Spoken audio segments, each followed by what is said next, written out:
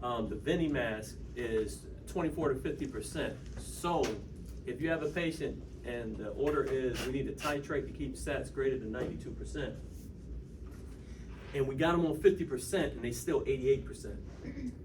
So they haven't met 92%, but we have 50%. What do you guys think, out of what you know right now, what do you think should our next course of action be? No breather. We will put them on a non-rebreather, right? Because the non-rebreather can get you how much?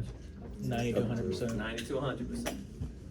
So it all goes together. So if we got a low flow device, we're gonna start off with nasal cannula, right? Nasal cannula can get us up to how much percent? 6 liters at what? 44. 44. But if I need more, but I don't wanna go high flow, then what would I put them on? Simple mask. Because a simple mask can get me to how much? 50%. 50, yeah. There you go.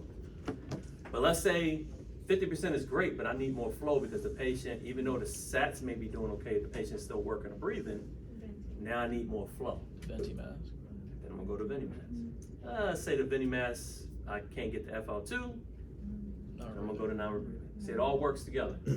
Remember, saturation can just be simply turn them from 24% to 28% or 2 liters to 3 liters, and you can get their SATs to go from 90 to 92, and that's great. You can help with the hypoxia where they don't have like the blueness and things like that, and that looks good. But if you still have a person who is struggling to breathe, that means the FL2 we're doing great with, but we still haven't fixed their work of breathing, which means they need more flow. Okay, so flow comes when the work of breathing is still there. So you have a patient that's sat at 94%, but they're still in the bed, struggling to breathe, you haven't fixed them. You fixed the saturation, but you haven't fixed that work of breathing, which means the low flow device, the nasal cannula might have been working great to keep their sats up, but they're still working to breathe, so we're gonna go from low flow to high flow, because the high flow device is gonna help with those work of breathing issues. Would Okay? you keep the same flow rate if they're at like 92? Say the order said keep them above 92%, they're at 92.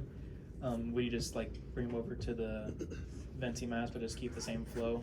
Well, as- you or will change the or- flow, but or you'll keep the same FL2. liters, yeah. Yes, you'll keep the same FL2. Right. So let's just say I got them on, like I said earlier, I got them on a 2 liter nasal cannula, and their work of breathing is still bad. I got them up to a 6 liter, that's 44%, right? And they still work of breathing is bad. I can then switch them over to a Veni mask at 50%, right? Because Which is also 6 liters. which is also, well, whatever it is on that manufacturer. Okay. So you change them over to that, and now that higher flow is gonna help them with their work of breathing. So you have patients that's gonna respond well to oxygen, patients that's gonna respond well to flow, and then later on, you guys gonna learn about patients who respond well to pressure. Because we're gonna be putting them on ventilators, BiPAP machines, and all kind of other machines that give pressure, and those patients need pressure to pop them open, their alveoli and stuff, pop it open, so that we can oxygenate them. Because if they got an alveoli that's closed, and no matter how much oxygen I throw at it, if the alveoli is closed, it's not gonna oxygenate. So we'll learn about that. You guys will learn about that in John class, how we pop them open with our pressure machines and stuff. So, yep, so that's that. So next week, when you guys come in, we're gonna practice patient assessment again. Then you're gonna add some oxygen devices to your practice with patient assessment. Then after that, I'm gonna show you guys our humidification devices. We have bubble humidifier, which is what we put on our nasal cannula when they get to 4 liters or as needed. You're gonna learn that one. Then you're gonna learn how to do our aerosol devices, our high flow, large bore tube and aerosol devices. That is what we would use if your patient was dried out and needed humidification, but they don't high flow. Those devices can't get humidification. We will put them on a large bore tubing aerosol device. We're gonna learn how to do that with a face mask, a face tent, a T-piece, and a trach collar. So you guys will learn all of that next week. And then when you come out with me for the 2 weeks, the first week comp is gonna be just patient assessment. So it'll be a quick class if you're comfortable with patient assessment. You get time to practice, and then we'll comp on that. And then the second week, you'll get comped on your oxygen devices and your humidification devices. Okay? All right.